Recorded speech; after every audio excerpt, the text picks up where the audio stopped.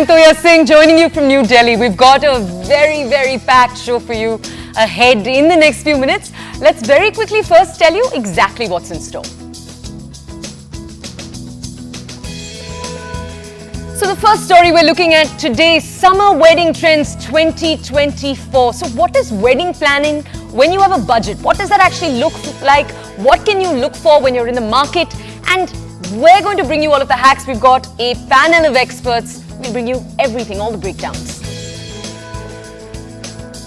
Meet the 34-year-old ultra runner Sumit Kumar Singh on the Breakfast Club this morning. He set the Guinness World Record by running 68 kilometers in 12 hours non-stop.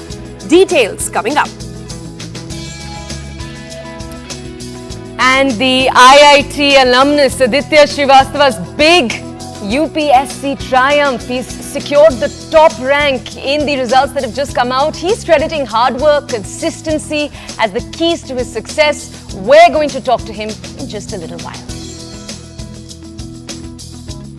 It's not just India. Dubai now is grappling with unprecedented flooding. Record-shattering rain bomb, what is being called, flooded Dubai after getting 2 years worth of rain in just 24 hours. Experts now say this is climate change, not cloud seeding. What led to it? We'll bring you the details. And here on TBC, you know we also like to keep you up to date with the sporting world. IPL 2024, GT versus DC. What were the highlights? A capital win as Gujarat Titans are bowled out for 89. DC wins by 6 wickets. The bowlers dominate as we saw their stellar performance. It's crushing GT in just 8.5 overs. GT registering their lowest score in IPL history.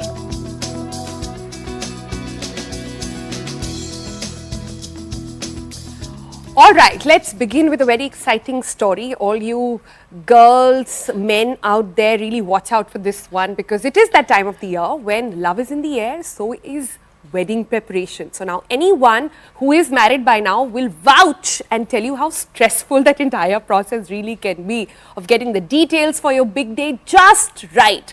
So the wedding season is just about to hit us, so we thought we're going to bring you some hacks. So what will be all of the trends for summer weddings of 2024? Simple things like what do you wear, how do you decide what to wear, more complex things like decor, themes to catch, bigger questions. Is Gen Z following the steps of Bollywood? Are they looking at other things happening around the world? We have experts with all of the smart solutions in just a few minutes right here on the show. all right, so we will tell you everything you need to know and perhaps manage to help you a little bit in your wedding planning. How? We'll start with the most important thing if you're a bride-to-be, which is clothes. And to bring us all those details, we've got celebrity designer Reena Dhaka with us. Reena, good morning. Thanks so much for joining us here on the Breakfast Club. My first question obviously has to be about colors.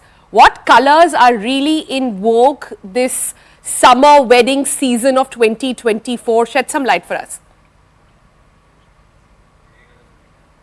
To be honest, it's high summer now. So we'll go with there are two aspects to it. One would be the weddings which are done in destination, so they become colder climates. Then there is the basic generic climate, which is warm, 30s in our country. And for a high summer bride, yes, organzas, Varanasis, the use of delicacy, the use of white and gold has become a very big trend. As you know, a lot of brides want to go into, I remember my own son is to get married and my to-be daughter-in-law said, Auntie, can I wear white? I'm like, I don't mind any color, but it is something we're a bit apprehensive about. But white with gold, ivory with gold, the minute it becomes ivory, it becomes more bridal. Or ivory with color, like you could put a maroon or a border of a red. Those are very good. For the summer brides, the use of Indian tradition can work more than I feel than in the winter, where you use embroideries, zardozi and all that. So based on the pocket of a person. So that's going ahead as a lehenga. The traditional lehenga, you know, is a red. But you go into this, my colors I would go for spring would be ivory golds, ivory with red, or you could even do colors of red, but in Banarsi fabrics, in organzas, in tissues. We have gorgeous fabrics from the summer in our country, Dhakai weaves, and the brides are not really venturing into it. And there is already a wave of doing the brocades. They have seen that one look where there is a brocade with brocade pants in bright colors. And that got used in a lot of mehndi situations. But I feel it needs to go into a wedding situation. And who better than our Banarasi weavers, better than our, Jamdani weavers? They are masters of this high summer weddings. Gold, of course, stays a standard staple classic for you to use gold on gold, or gold with silver, or gold and silver combined for your lehenga. So, and there is a lot of new innovation in terms of, since we wanted to go technical, is the use of Nakshi. Nakshi is basically an original form of a twisted yarn which catches. It's like a spring, so it catches. And they used to use it at the edges of the veils, and the girls look very pretty when it frames them. Tell us, Reena, you kind of touched on this right now, but in the trends that you're seeing, when you speak to young brides who are coming to you with what they want, are you seeing a trend of brides today wanting that reeled back minimalism? Yeah, because you can do the sari now with the veil and a belt. So a young girl with a waist is not losing that chance. So when she wears a sari, we're also making a lot of saris which are like skirts now. So you put inserts in it, like panels. Those inserts, like you saw Radhika Merchant wearing of Tarun's, they were inserts. So you can even wear it as a drape, a regular sari. The inserts give it a little bit of a soft wave. And then you can belt it, wear it with a regular blouse, or give it a trail. Girls love trails. Trails are the most uncomfortable thing on earth to stand in a large party. But yes, the effectiveness of a trail to give you length, drama, and demureness, there is no match to it. And the veils also add to your play of light, shadow, whatever, like peekaboo. Yeah. So clearly the Bollywood trend prevails, right? Alia Bhatt beige with the long veil that Priyanka Chopra also had. So all that is clearly still staying in vogue. But Reena, I have to ask you, not everybody will manage a Reena lehenga or a Sabyasachi lehenga. There are a lot of our viewers right now who say that, listen, we have a tight pocket. So to them, are there some tips that you can share how to manage your dream look but on a budget? Of course, I am also a big patron of sustainability. I truly believe that one must reuse, rewear, and a garment like this will give you storage issues, will not really be having much use to you later in life. So yes, girls, wisen up, be smart, dig out your own mum's lehengas, their old saris. Take them out, go in fact to people who can restore it. And a lot of designers now even agree to refashion the clothes, pick up, or even tailors, they have become smart. They're able to, a lot of them in the city are able to belt out nice couture pieces. I see blouses being peddled everywhere. So pick up a blouse of your choice, match that embroidery, get yourself trims, which are heavy, like the tassel I talked about. Add them on your veils, double veil yourself. Do a sheer veil for your head veil, which is actually narrow on top. It should go to 3.5 meters and goes longer in the back. To be honest, even a poor drawer can make that veil. And then make skirts out of your lehengas, use belts. A lot of these accessories I feel are available in the markets, like in Delhi, in Chandni Chowk, and in Bombay is also flooded with it. Online is flooded with it. Plus your own trunks of your mums, do not ignore them, because those kind of weaves you don't get elsewhere. Rewear your mum's clothes. Maybe not as a sari, or maybe use the sari as a lehenga, use the sari again as a drape on a lehenga, and get that little portion of embroidery redone. So that's also a doable, or find something in online or wherever which can work or contrast it. Even the deeper message behind that is so beautiful, Carry on the legacy of your mother, your grandmother by reusing, re-wearing their clothes for this occasion. Thank you so much, Reena, for joining us. taking out the time early in the morning to talk to us. So, clothes are done, Sonal. What else is in the vogue? Let's bring in, we have with us two guests to bring us this next aspect. We have Devanshi Patel, the founder of Shreem Events in Mumbai, joining Sonal. And we have Jayant Chabra, a founder of Cupcake Productions, right here with us in Delhi. So, Devanshi, thanks so much for joining us here in the studio. So, you do a job which is supposed to be the toughest, I believe, okay? You have to manage bridezillas, right? And you have to manage their very high intensity drama and demands as well. So, I want to understand from you, first and foremost, what is your advice to them? What trends will prevail this year? And what I'm trying to understand is that is maximism versus minimalism? Is it a wedding which is going to be outdoors or destination versus a wedding which will be a really private affair, something that we saw in COVID? Yeah. What's going on? Firstly, thank you so much for having me here. I feel gone are the days when they are doing intimate weddings. Big fat weddings are back in India. I think after COVID, people have realized how important it is to have your loved ones around, to make the most of it when they are around, in fact. And that's the whole reason. A lot of loved ones, yes, definitely. So having all of them from different parts of the country or maybe different part of the cities, they bring them all in together. They want to explore extravagant venues. They want to go for the best of the entertainment that they have these days.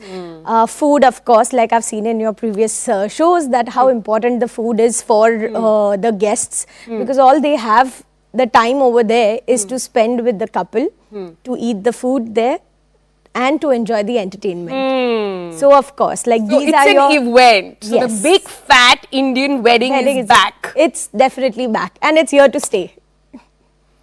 Toya, I don't know what to say to that. Okay, let's go over to Jayant, who's with us right here in Delhi, and ask Jayant. Jayant, as Sonal was saying, obviously that aspect is tricky, even the aspect you're in charge of. So complex, because you have brides, grooms, the families going about organizing, and beach mein you need to stop them, you need to make them pose, you need to make that moment look beautiful, intimate. There's a lot on your shoulders. What are the trends? Tell us, and tell us how you manage all of this. Thank you for having me here. I think there's a lot of trending thoughts to photography now in 2024. Bringing the summer in, I really feel that, you know, a BTS of a bride where she's chilling with her friends, maybe before just walking down the aisle, a glass of champagne, I think is much needed in the wedding photography. It is not about the great shot of walking down the aisle, it is also about behind the scene photography, which is really important and which seems really fun for a photographer and a bride as well. Apart from that, there's a lot of fashion oriented photographs, editorial. There is also slow shutter photography. We can also do direct flash photography, which is the latest trend in coming forth. And I feel it is going to be great for the bride to definitely talk to the photographer before she gets on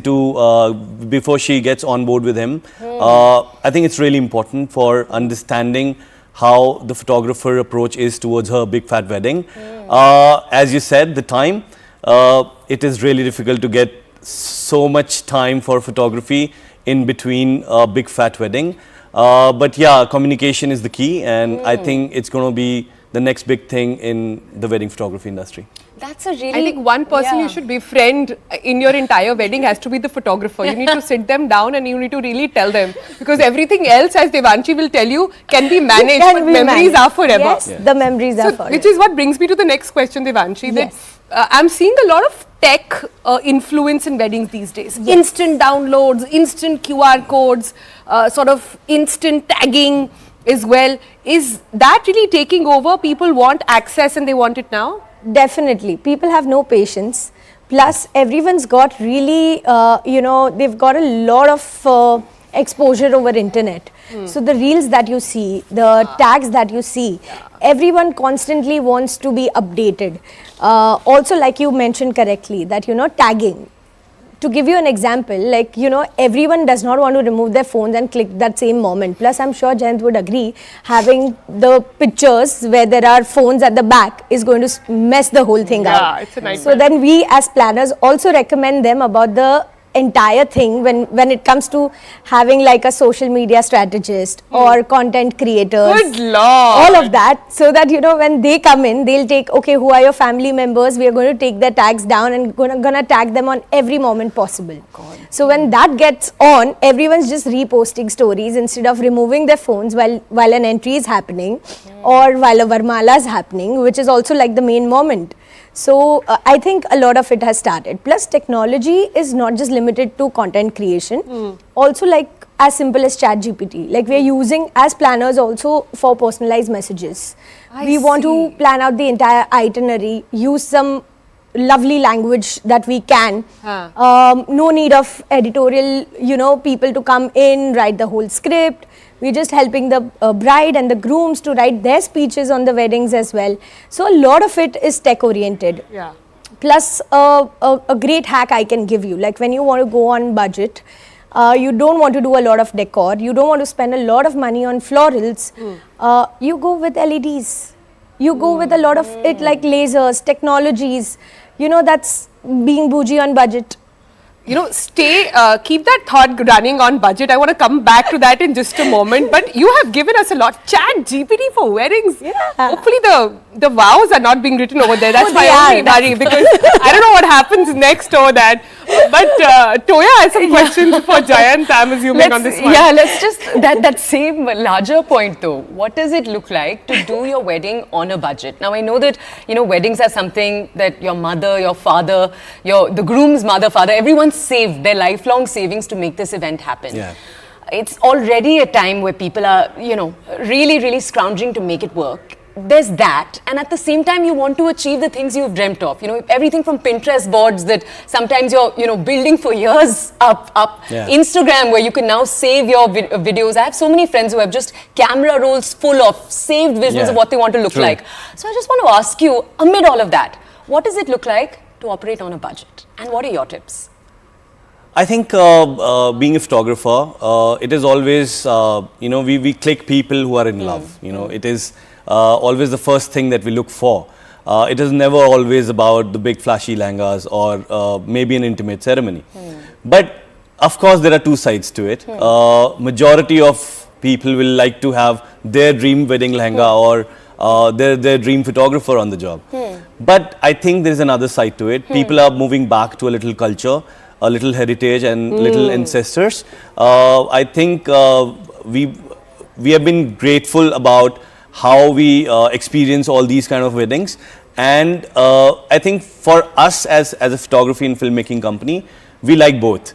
More intimate, much better, because we get a lot of time with the family and the bride and groom. You can feel it in the photos. And we can feel it in the photo, and we can be a part of their family as well. But of course, in a big fat wedding, it's larger than life. It has a lot of commitments. Everybody is just going through, and even a makeup artist would have her own photo assistant on phone. So I really think that for us, intimate is the key. But we love doing big fat weddings, and their aura is beautiful. I think it goes hand in hand. But in the intimate, what are the things they can do?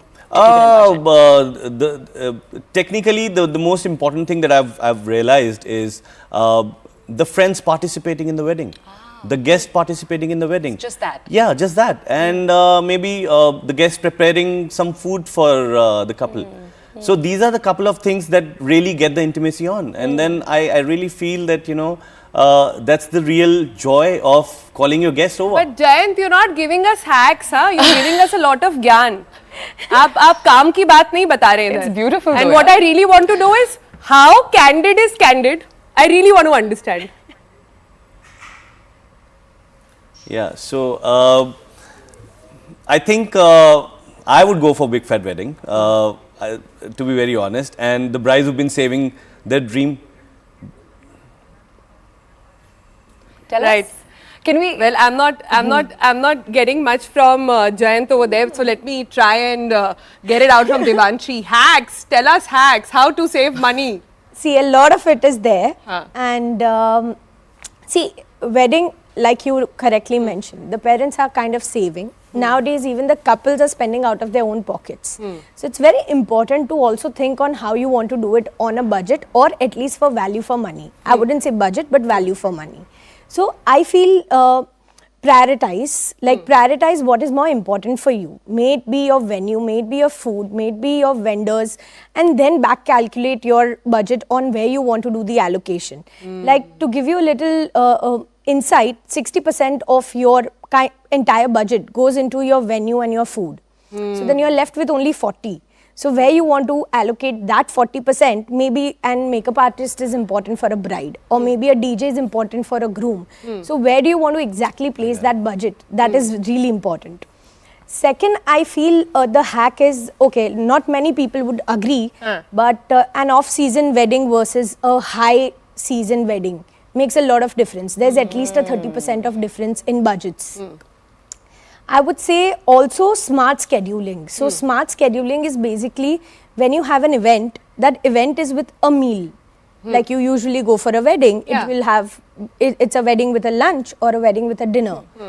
And if you go for a reception, it's usually reception with a dinner. So the smart scheduling term comes in when you want to plan two things together. So it could be a wedding followed by a reception. So you just do a high tea and a dinner. I see. You do a mehndi followed by a sangeet. So you just do a high tea and a dinner again there. You do a haldi followed by a mehndi, which is just a breakfast and a lunch. So your food cost is one, and then the rest of the stuff is taken care of. Plus also the production, right? The decor. You're just actually paying for one event, and you're doing two events together. Plus with the hectic, unless it's a destination wedding. Like, you know, if it's a city wedding, people have like 100 other things to do. Travel time kills you. So, you know, people also want to be a part of two events together, but it's kind of time saving for them as well. So, smart scheduling, of course, that comes into play. Let's also ask, I do want to ask Jayant the same thing here. Jayant, these are some incredible tips we've got coming in from Mumbai, and what you do is so tricky because you're managing bride, groom, and then the entire family's photos also.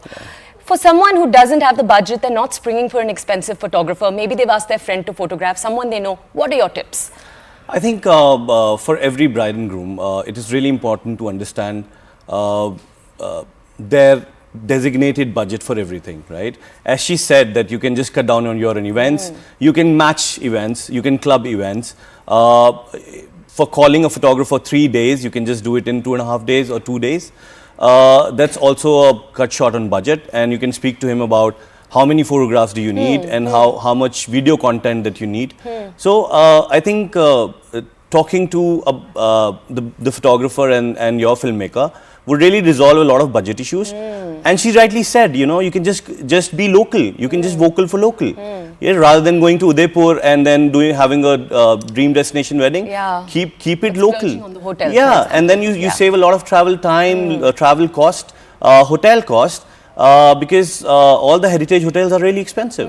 So why don't you do it local? So I think that's the tip that I will like to give them. And you've also said earlier that intimacy is key.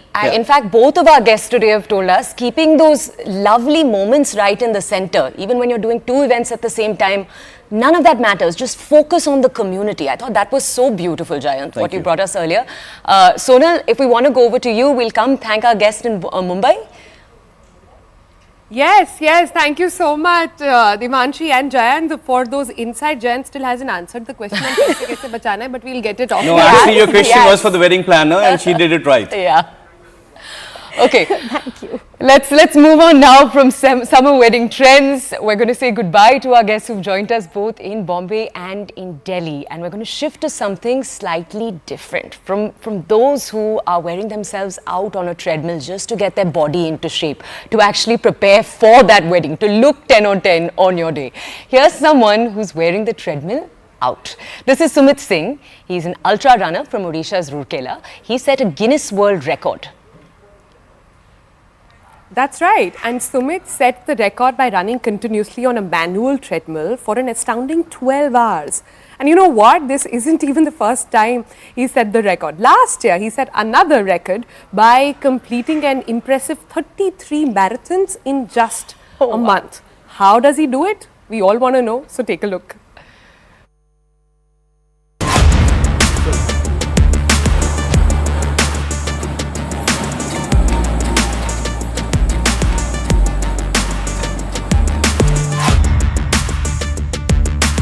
Sumit Kumar Singh.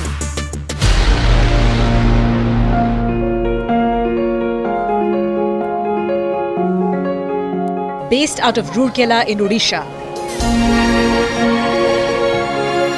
this 34-year-old etches his name in the Guinness World Record by running 12 hours on a treadmill.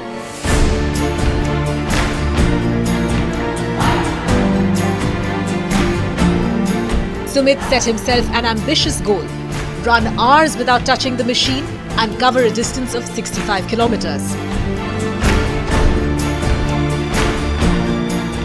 Exceeding his own expectations, Sumit set the Guinness World Record for running on a treadmill for 12 hours and covering a distance of 68.4 kilometers. Notably, he started the run from 8:15 a.m. and continued it till 8:20 p.m. on March 12th in Basanti Pathagar premises.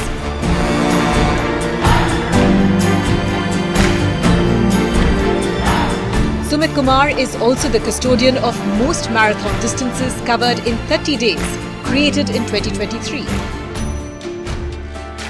Days का जो सबसे वो बड़ा record के लिए था, हम लोग कोशिश कर रहे थे क्योंकि गिनेस के पास भी वो रिकॉर्ड नहीं और आज की डेट में किसी के पास भी वो रिकॉर्ड का अटेम्प्ट के बारे में बात नहीं था। तो थोड़ा सा हम लोगों के मन में डिसअटेंट था क्योंकि उसमें बहुत लोगों का एफर्ट लगा था, क्योंकि 30 दिन एक बंदे को मेंटेन करना बहुत मुश्किल चीज़ था। तो इस बार हम लोगों ने ये कोशिश किया था कि कोई भी रिकॉर्ड जो भी हम करेंगे वो सिंगल एक दिन वाला करेंगे। तो एक दिन वाले में भी कुछ ऐसा होना चाहिए, ऐसा नहीं कि 1-2 मिनट वाला हो, कम से कम वो एंड्योरेंस को दिखाए, ज़्यादा से ज़्यादा लोगों को समझ में आए और ज़्यादा लोग समझें कि हाँ फिटनेस कितना ज़रूरी है। तो उसको लेके फिर हम लोगों ने ये ट्रेडमिल वाला रिकॉर्ड लिया था। जो रनर्स है हम लोग को अल्ट्रा रनर्स बोला जाता है, तो हमारा नॉर्मल रनिंग भी जो है वो 20-25 किलोमीटर होता है। तो हमारे लिए वो चैलेंज नहीं था, चैलेंज ये था कि वो जो मैनुअल ट्रेडमिल था जिसपे अपने खुद के पावर से दौड़ना था, उसमें घड़ी अगर देखा जाए तो 68 किलोमीटर हम लोगों ने कवर किया है। The 34-year-old completed a staggering 33 marathons, accomplishing a distance of 1,392.6 kilometers. Kumar revealed that one of his main motives in life is to feature for India in the 24 Hours World Championship. His motive remains to create awareness for mental health and promote the health benefits of staying active. Bureau Report, CNN News 18. All right, after that very inspirational report, let's take you through other stories that are in news in India and across the world.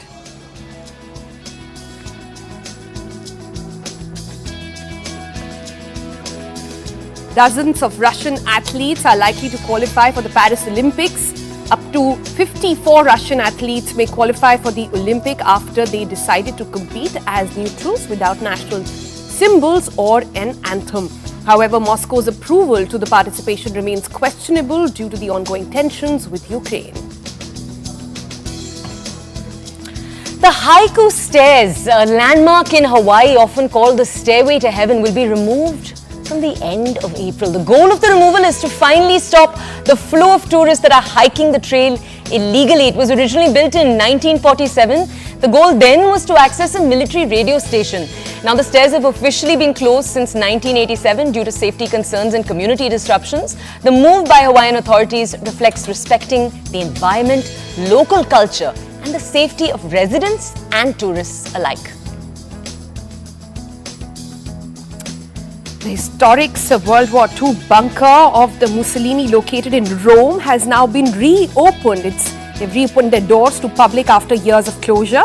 Originally built in 1940 with the aim of shielding Mussolini from aerial threats, the bunker now guided tours and exhibition are capturing life during the bombings as well, offering a glimpse into civilian resilience. And the latest SNL Saturday Night Live episode welcomed a star-studded duet. As you can see on your screens, Ryan Gosling and Emily Blunt graced the stage with their comedic charm. In the episode, Gosling bid farewell to his Ken persona in a parody of Taylor Swift's hit, accompanied by Blunt's very playful interjections. The duo's chemistry lit up the stage, blending their film roles into a very memorable SNL moment. Multinational giant Nestle now faces scrutiny over its infant milk products after a report revealed the addition of sugar in formula sold in developing countries. Contrary to international guidelines, these additives raise concern about childhood obesity and also health risks. As calls for accountability grow louder, the multinational giant faces pressure to align its practices globally now. And Croatia's political landscape heats up as its president Milanovic and its prime minister Plenković are vying for power in a high-stakes parliamentary election. Amid economic challenges and geopolitical tensions, voters are weighing in on the country's future direction. Now, the outcome could shape Croatia's stance on very, very key issues. These include severe ones like EU's alignment to relations with Russia amid the ongoing Ukraine crisis.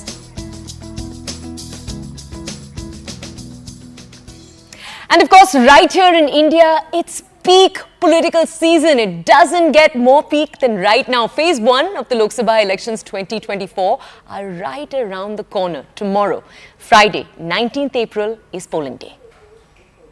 And our request to all you voters in that 202 constituency that are going to polls is that please go check your name on the voter list and go cast your vote. Voting is not just our fundamental right, but also our duty. You don't get to crib about the country if you don't go out and vote. So, jao, ungli karo.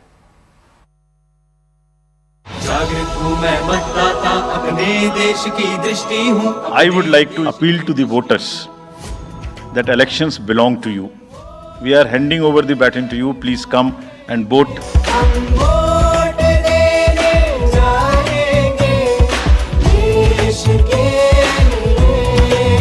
हमें विश्वास है कि youth न सिर्फ vote करेंगे बल्कि हमारे ambassadors भी बनेंगे. The entire team in the ECI is ready to ink the voters. Please join us.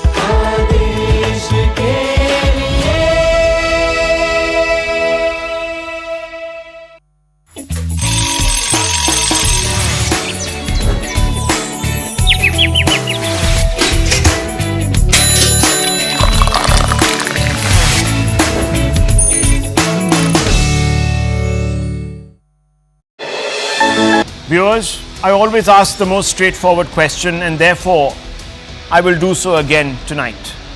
Is Rahul Gandhi two-timing the voters of Wayanad in Kerala? Two-timing, viewers. His opponents, including his ally in the left, seem to think so. They have alleged that Rahul Gandhi isn't fully committed to his constituency Wayanad in Kerala, that he uses Wayanad as a safe seat, as some sort of a stepney, a stepping stone to serve only his personal interest of getting re-elected to the Lok Sabha. Had he not leaned back on Wayanad in 2019, he wouldn't have made it to the Lok Sabha because he was of course routed by Smriti Irani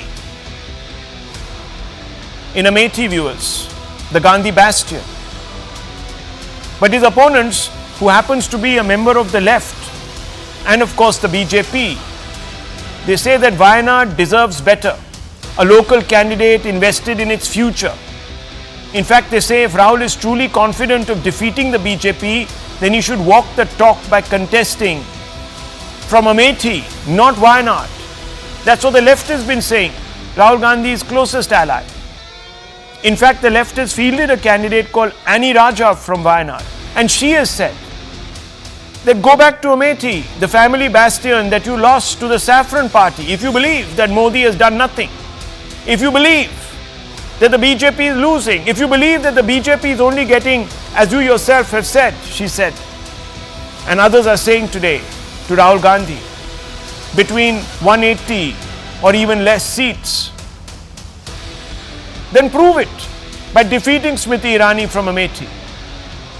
And therefore, viewers, on the back of all these questions, any journalist worth his or her salt would also ask Rahul Gandhi if and when will he contest from Amethi, just like he did last time.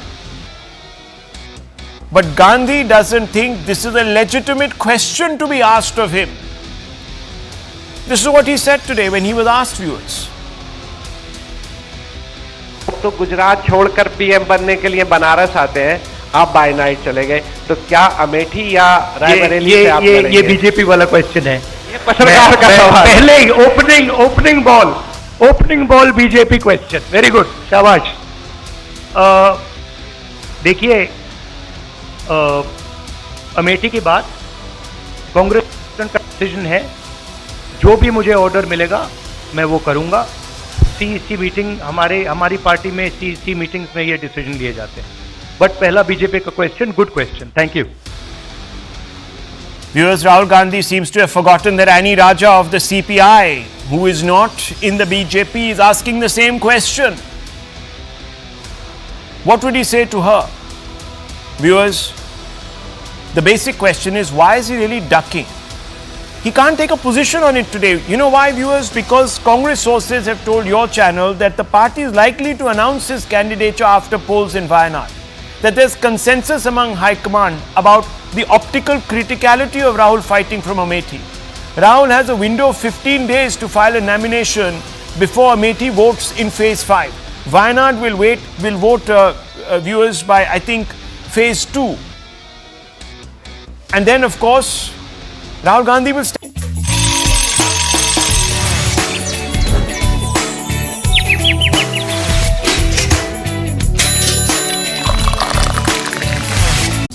Welcome back, and let's take you to some visuals which have been dominating social media and inundating it. And this is literally images coming in from Dubai as the region grapples with what experts are saying is a year's worth of rainfall in just a few days. Both the UAE and its neighboring Oman have been in emergency rescue mode. We're going to bring you the latest update on the entire situation. Take a look. The United Arab Emirates was hit by the heaviest rainfall in 75 years, according to the National Meteorology Center. The desert city of Dubai witnessed record rainfall with more than a year and a half worth of rain in just a few hours, according to media reports. The UAE does not have the infrastructure to prepare for heavy rain, and flooding rarely occurs in its dry climate. Although heavy rains has eased by late Tuesday, disruptions continued Wednesday. The Dubai International Airport faced severe disruptions as flights were delayed or diverted. Emirates Airlines suspended check-in for passengers departing Dubai until midnight. The torrential downpour flooded streets, causing damage to homes and businesses. Some residents used a rubber boat to navigate the inundated roads. At least one person died, local media reported, as an elderly man's vehicle was caught in flash floods in the country's north. In neighboring Oman, local media reported 19 people died after 3 consecutive days of heavy rain. Footage released by the Oman police showed officers airlifting people and taking them to safety. The Times of Oman reported that more rain was expected on Wednesday.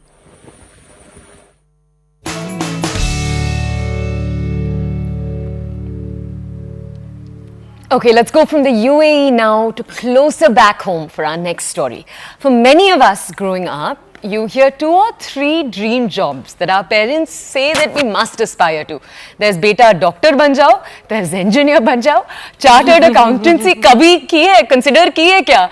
And of course the creme de la creme of all of those positions, those parent loved positions is of course the civil services. And 30 lakh students took up that UPSC last year, and out of that many aspirants, really one boy, one dream really came right on top, and it was the dream of Aditya Srivastava, a Lucknow boy who aced his class 12th, then studied BTech in IIT Kanpur, then worked at Goldman Sachs, earned about 2.5 lakhs a month, but the calling really was civil services. And that is what he has gone out to achieve, aced it really. So on TBC, you'd like to sit down and really try and understand from him. Hi Aditya, ye kara kaise aapne is what everybody wants to know. But first, the visuals of how, what happened when you first discovered that you were the first rank in the country have really taken the internet by storm. What was happening at that point?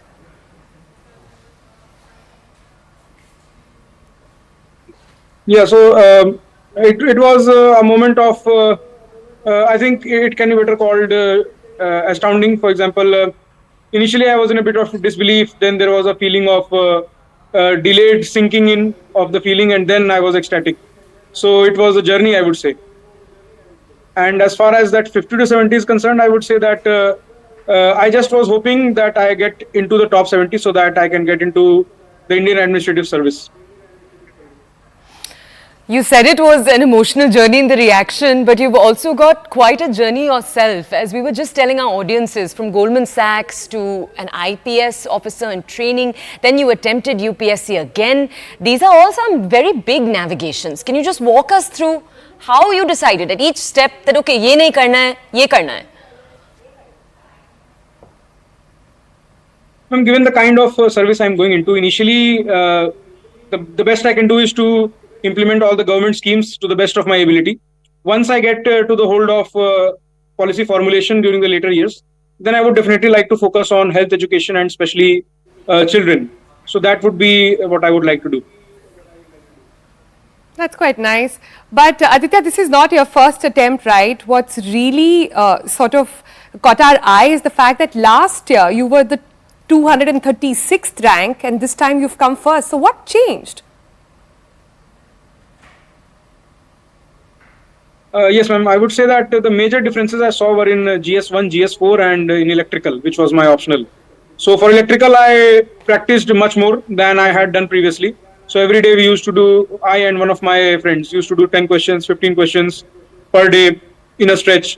Then apart from that, for GS1 and GS4, I identified the exact mistakes, like in GS1 making more diagrams or addressing the concern more holistically, like adding further dimensions which are not even asked in the question to counter the question, like counter the exact part which the question is asking. So those were the things that I tried to incorporate in my subsequent attempt, which helped me a lot. Aditya, they always say that, you know, this journey is not just one person's, it's many people's. Who are the people who supported you in this entire journey? Who are the people who didn't leave your side? I would say the biggest support pillar was my family throughout, since I was preparing from my home itself. And apart from that, I would also like to thank my friends and my mentors specifically for guiding me through this journey and helping me whenever I got stuck anywhere in between. Nice. So what did your schedule look like, Aditya? Everybody watching right now wants to know, with the job, how did you manage all of this, and was this a non-stop cycle or did you have some time to get some steam off? Actually, I resigned my job and only after that I started preparing for UPSC. So that work part was not there. However, I would say that still I was connected to the social media and I did not get completely cut off from it. So a bit of time was taken by social media, a bit of time was taken by whatever hobbies I was pursuing. And apart from that, I also devoted a good amount of time to my studies to ensure that my daily targets are met. Aditya, tell us, which sector do you want to make the most impact in as a public servant? What do you want to have the most change in, and what's your dream in this regard? Given the kind of service I'm going into, initially the best I can do is to implement all the government schemes to the best of my ability. Once I get to the hold of policy formulation during the later years, then I would definitely like to focus on health education and especially children. So that would be what I would like to do. Right. So Aditya, we can't let you go without understanding what is your advice for the other aspirants watching you right now.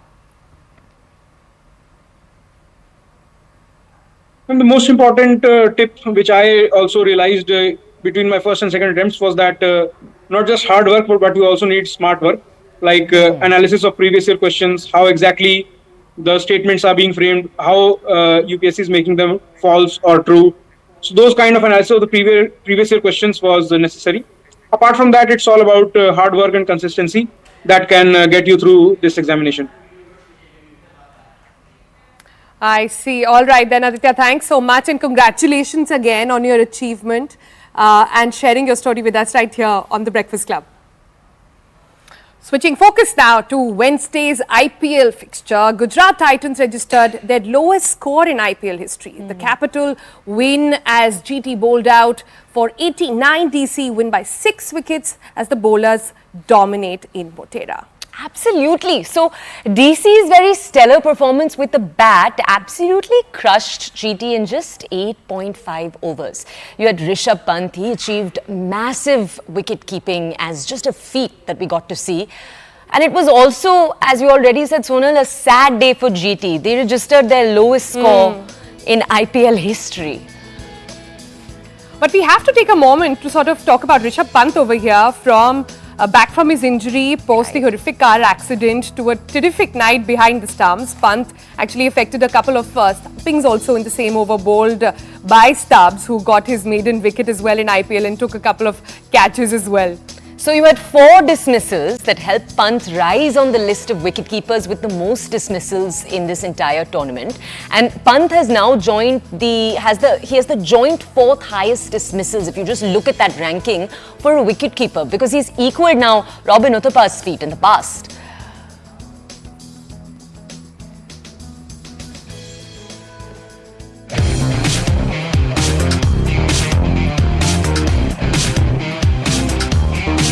Talk about the start of a potential resurgence. Delhi Capitals before last night's match were languishing at 9 out of 10 on the points table. But after beating host Gujarat Titans in Ahmedabad by 6 wickets, they've jumped up to 6 and now are somewhat nearing that stage where many of the Delhi Capitals franchise fans would say maybe things are now starting to fall into place.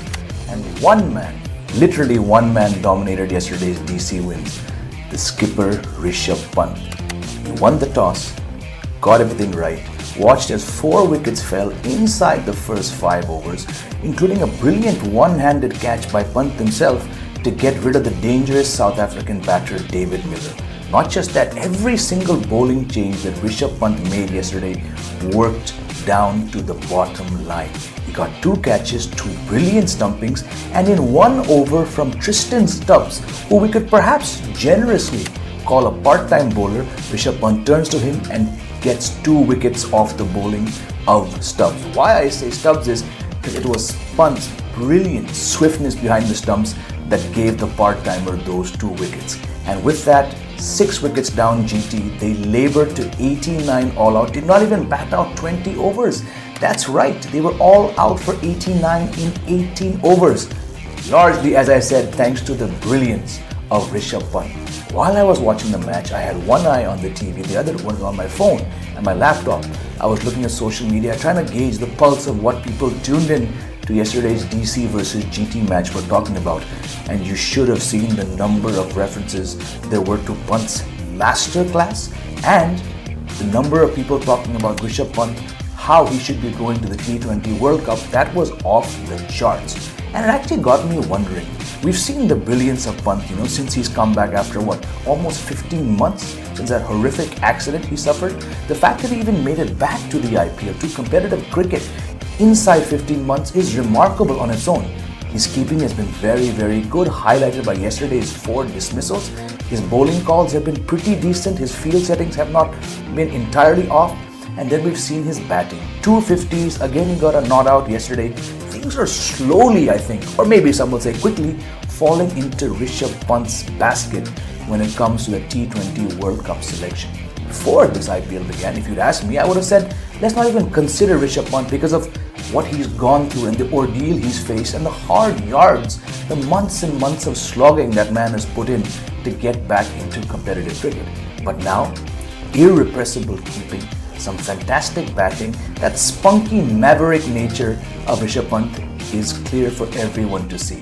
And after yesterday's performance, like I said, really influenced Rishabh Pant, that win over DC to get them from 9 to 6.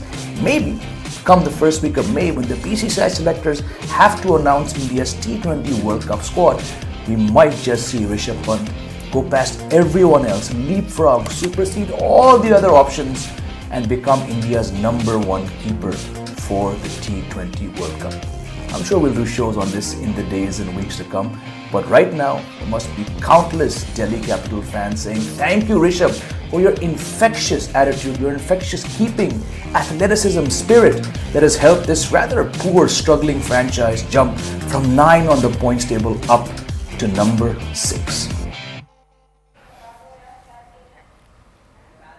Let's move on now and tell you the latest that's happening with the Indian rupee, which has dropped to a record low on Wednesday to 83.53 rupees to the US dollar as worries continue to simmer about tensions in the Middle East. The RBI, the Reserve Bank of India, likely intervened via state-run banks to curb the rupee's decline.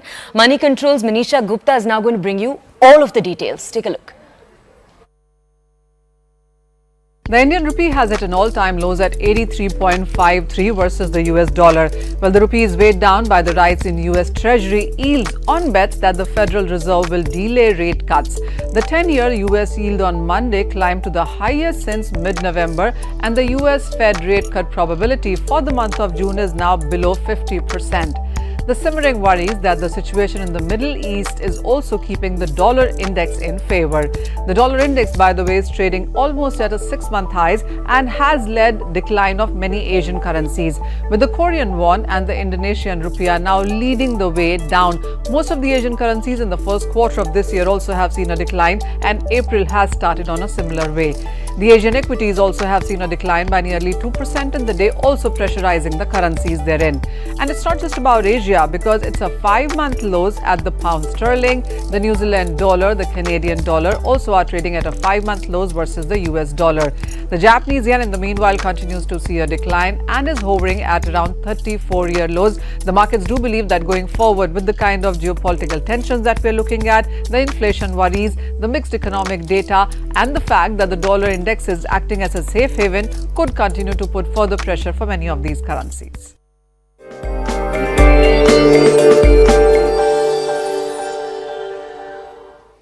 Next, we bring you a special section on financial markets powered by Money Control Pro, Money Control's premium destination for investing and business insights.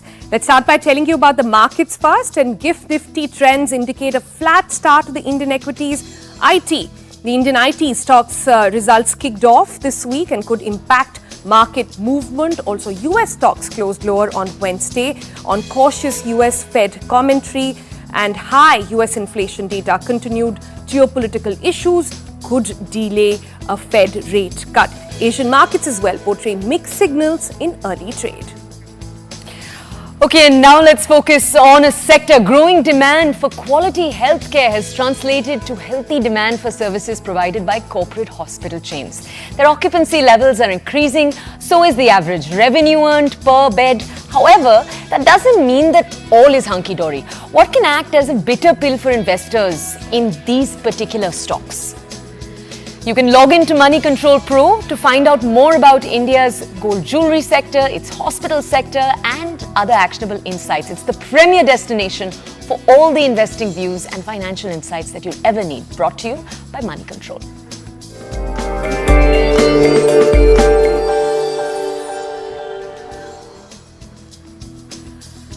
All right, with that, it's a wrap on today's edition of The Breakfast Club. Thanks so much for tuning in. We will see you again on Monday. And tomorrow, remember, it's the voting. If your constituency falls on it, please go out and vote. Goodbye. Do go out and vote.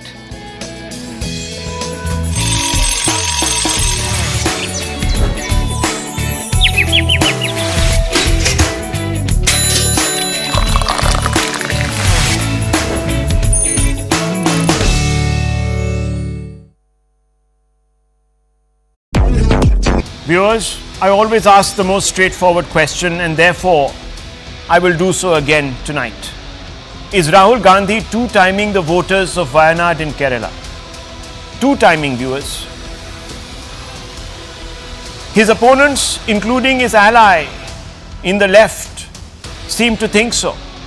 They have alleged that Rahul Gandhi isn't fully committed to his constituency Wayanad in Kerala, that he uses Wayanad as a safe seat, as some sort of a stepney, a stepping stone to serve only his personal interest of getting re-elected to the Lok Sabha. Had he not leaned back on Wayanad in 2019, he wouldn't have made it to the Lok Sabha because he was, of course, routed by Smriti Irani in Amethi, viewers, the Gandhi bastion. But his opponents, who happens to be a member of the left and, of course, the BJP, they say that Wayanad deserves better, a local candidate invested in its future. In fact, they say if Rahul is truly confident of defeating the BJP, then he should walk the talk by contesting from Amethi, not Wayanad. That's what the left has been saying, Rahul Gandhi's closest ally. In fact, the left has fielded a candidate called Annie Raja from Wayanad, and she has said that go back to Amethi, the family bastion that you lost to the Saffron Party, if you believe that Modi has done nothing, if you believe that the BJP is losing, if you believe that the BJP is only getting, as you yourself have said, she said, and others are saying today to Rahul Gandhi, between 180 or even less seats, then prove it by defeating Smriti Irani from Amethi. And therefore, viewers, on the back of all these questions, any journalist worth his or her salt would also ask Rahul Gandhi if and when will he contest from Amethi, just like he did last time. But Gandhi doesn't think this is a legitimate question to be asked of him. This is what he said today when he was asked, viewers. तो गुजरात छोड़कर PM बनने के लिए बनारस आते हैं, आप bye night चले गए, तो क्या अमेठी या रायबरेली से आप लड़ेंगे? ये बीजेपी वाला क्वेश्चन है। ये पत्रकार का सवाल। पहले ही opening ball BJP question, very good, शाबाश। देखिए, अमेठी की बात कांग्रेस का डिसीजन है, जो भी मुझे ऑर्डर मिलेगा मैं वो करूंगा। सीईसी मीटिंग हमारी पार्टी में सीईसी मीटिंग्स में ये डिसीजन लिए जाते हैं। बट पहला बीजेपी का question, good question, thank you. Viewers, Rahul Gandhi seems to have forgotten that Annie Raja of the CPI, who is not in the BJP, is asking the same question. What would he say to her? Viewers, the basic question is, why is he really ducking? He can't take a position on it today. You know why, viewers? Because Congress sources have told your channel that the party is likely to announce his candidature after polls in Wayanad. That there's consensus among High Command about the optical criticality of Rahul fighting from Amethi. Rahul has a window of 15 days to file a nomination before Amethi votes in phase 5. Wayanad will vote, viewers, by